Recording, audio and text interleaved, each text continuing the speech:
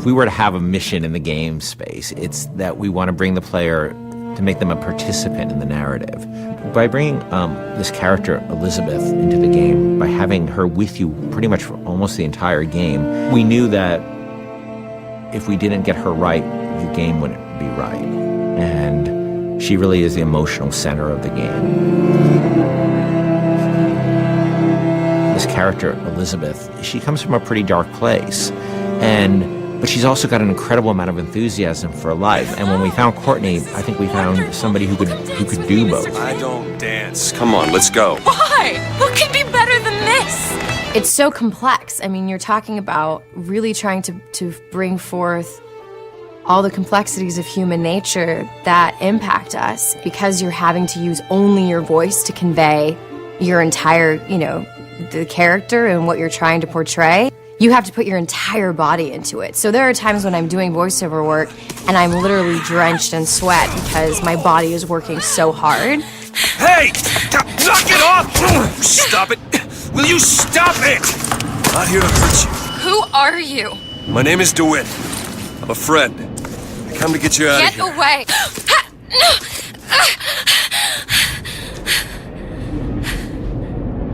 Are you real?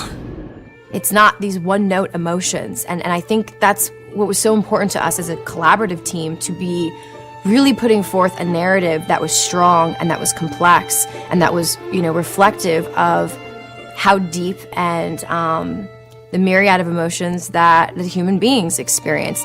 The incredible voice acting and the incredible motion capture acting was the most useful and inspiring element that we could have had for Elizabeth. Liz will follow you around the world, and if you decide that you don't want to go where she thought you were heading, she can handle that really, really cleverly. She will stop if you stop. She will keep running if you decide that you're not interested in what you're doing here. She will be by your side no matter what you end up doing. The moment you come up against a character who's just sort of standing there, or behaves robotically, or behaves in a way that is so alien to what you'd expect out of a human being, you just shut them off. And you just say, oh, they're just a video game character. I don't need to worry about feeling anything about them. And so we tried a lot of things. We tried to make Liz have emotions so that she can react to things in the world and things that you do. For example, we might say that Liz will feel comfortable leaning against this wall, but she'll do so with her arms crossed. And she'll do so with her back slightly turned towards you. And that difference of just a few degrees is enough to make the player feel that they're really in the doghouse. Even if we just break that barrier sometimes, where people feel she's a friend or somebody going through this experience with them, then that would be very exciting for me.